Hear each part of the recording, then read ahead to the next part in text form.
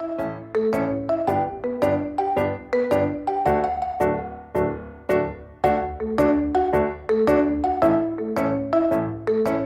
lupa tekan butang like, subscribe, dan share video ini. Hai, apa kabar? Selamat datang ke channel Cegulo. Pada kali ini, mari belajar seni bahasa perumpamaan. Apakah perumpamaan? Perumpamaan ialah susunan kata-kata yang indah, ringkas, dan kemas, serta mempunyai maksud yang tersirat.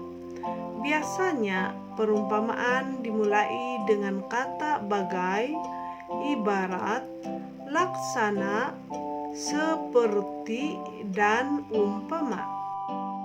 Baiklah murid-murid, perumpamaan yang pertama kita belajar pada kali ini ialah bagai aur dengan tebing. Oke, maksudnya ialah kerjasama yang utuh, saling memerlukan. Coba lihat gambar yang dipaparkan, serumpun aur di tebing. Apa tuh aur? Aur ialah bambu. Tebing menumpahkan aur hidup, dan aur pula mencengkam tanah tebing supaya tidak dihanyutkan oleh air. Oke, nampakkan kerjasama di antara tebing dan aur. Kalau bukan aur tumbuh di tebing, maka tebing itu akan terhakis ataupun akan hanyut oleh air. Begitu juga dengan aur. Aur menumpang tumbuh, dan aur itu dapat hidup karena adanya tebing untuk akar-akarnya mencengkam tanah. Jadi, kedua-dua aur dan tebing memberikan kerjasama yang utuh karena mereka sememangnya saling memerlukan. Perumpamaan seterusnya ialah umpama isi dengan kuku. Oke, murid-murid pernah tidak kuku kamu luka? Apa yang dirasai oleh isi? Sangat sakit, bukan? Kalau kamu korek-korek sedikit dengan pin ataupun dengan pemotong kuku, kamu akan rasa sangat sakit, berdenyut-denyut. Apa maksud? Oke, maksudnya ialah hubungan persahabatan yang sangat rapat. Oke, contoh, dua orang sahabat rapat. Jika salah seorang bersedih, rekannya juga turut sedih dan berusaha untuk membantu.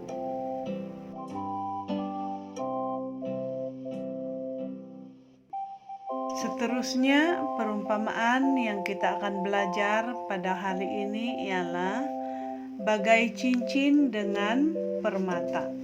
Sama maksud dengan perumpamaan bagai pinang dibelah dua. Oke, cincin dengan permata sama cantik, sama mahal. Oke, begitu juga dengan bagai pinang dibelah dua. Kalau buah pinang kamu belah dua, tidak ada beza tuh, sama saja. Corak, tiada yang sebelah pinang itu ada ulat, yang sebelah tiada ulat, tidak ada. Jadi maksudnya ialah pasangan yang sama, cantik dan sepadan. Oke, contoh pasangan suami istri yang sama padan. Oke, gambar nih kenal kayak ini siapa nih? Gambar Cegulo dan suami.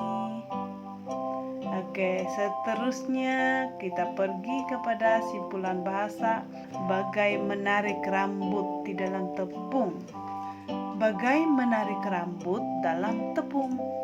Cemana tarik rambut dalam tepung? Mesti tepung itu akan berselerak.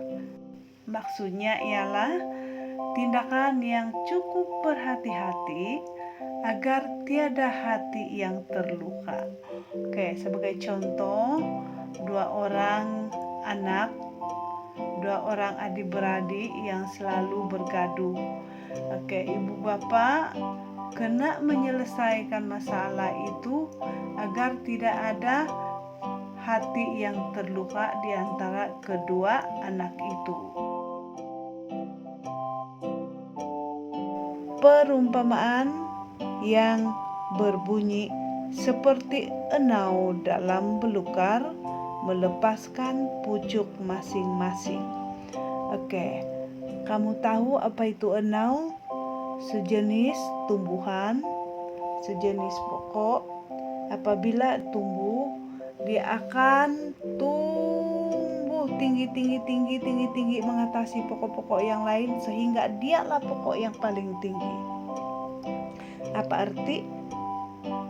Maksudnya ialah orang yang hanya mementingkan diri sendiri.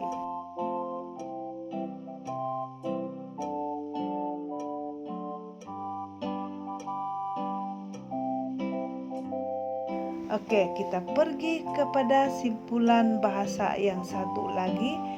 Seperti kacang lupakan kulit. Apakah maksud seperti kacang lupakan kulit?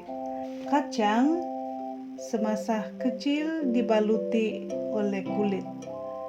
Apabila besar, kulit akan tanggal dari biji kacang.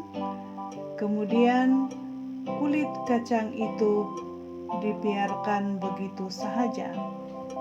Maksudnya apa?